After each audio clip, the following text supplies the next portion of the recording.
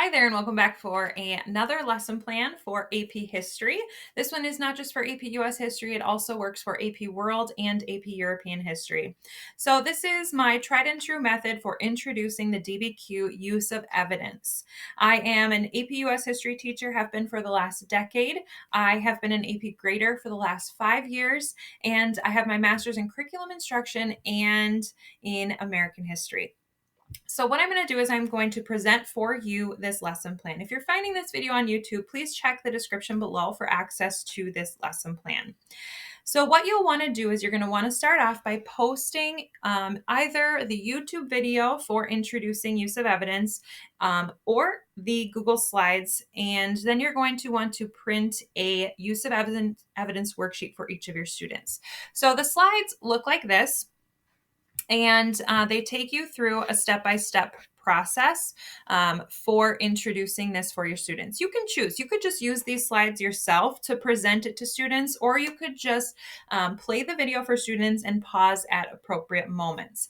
And then each student is going to have this use of evidence worksheet to go along with the video or with your lesson. Now, I highly, highly recommend doing the thesis work first and probably contextualization as well. Then this lesson is going to be just much more fluid. Your students are going to feel a lot more comfortable if they have already tackled that. But if they haven't, I do provide an opportunity for them to do this within the actual lesson.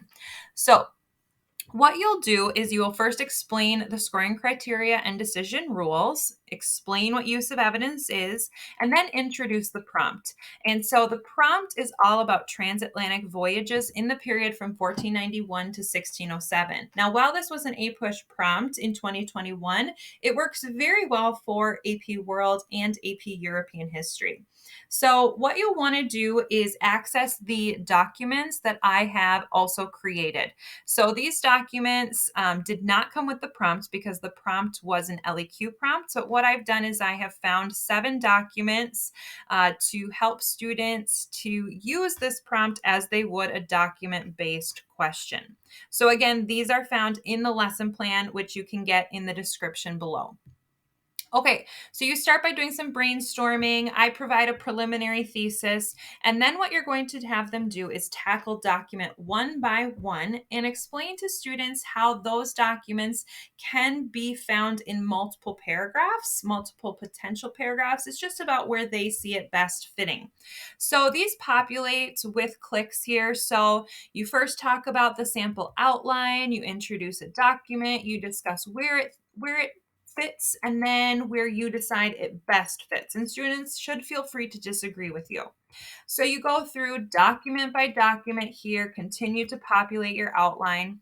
And then what you're going to do is you're going to go to step 3, which is formalizing your outline and your thesis, deciding which outside evidence you're going to use. Then I introduce this formula. And while this formula can be a bit intimidating for students, it really will get them to do the work needed to get the evidence points. Now, since this video is all about use of evidence, I am not incorporating the use of analysts. That video will come next. And so this is just about writing with evidence with students, which students usually feel pretty comfortable with in their first couple months of the school year. Then I have a sample body paragraph and the practice of evaluating evidence statements. But then finally, sometimes this process still seems intimidating or challenging for students. I provide a second formula that is significantly smaller. It does sacrifice the point of using the point earned when you use 6 documents, but by using this formula in 3 body paragraphs, they still can easily earn 2 out of the 3 evidence points on the rubric. So that is the basic lesson plan. You hand out the how to write the use of evidence activity as well as the documents. You watch the video, pausing at appropriate moments. You have students write their own paragraphs. And then if you would like to provide a conclusion activity to the lesson, I would encourage you to have them partner up, share essays with each other, share body paragraphs, and encourage them to provide feedback. This can feel intimidating to students at the beginning.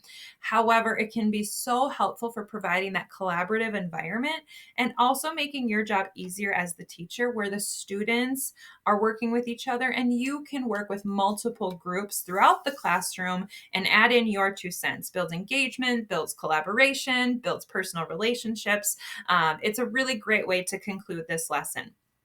So I hope that this lesson, this explanation was helpful for you. Please feel free to ask questions here or to message me through my email, which is in my account on YouTube. So again, hope this was helpful for you. I look forward to hearing how it goes in your classrooms.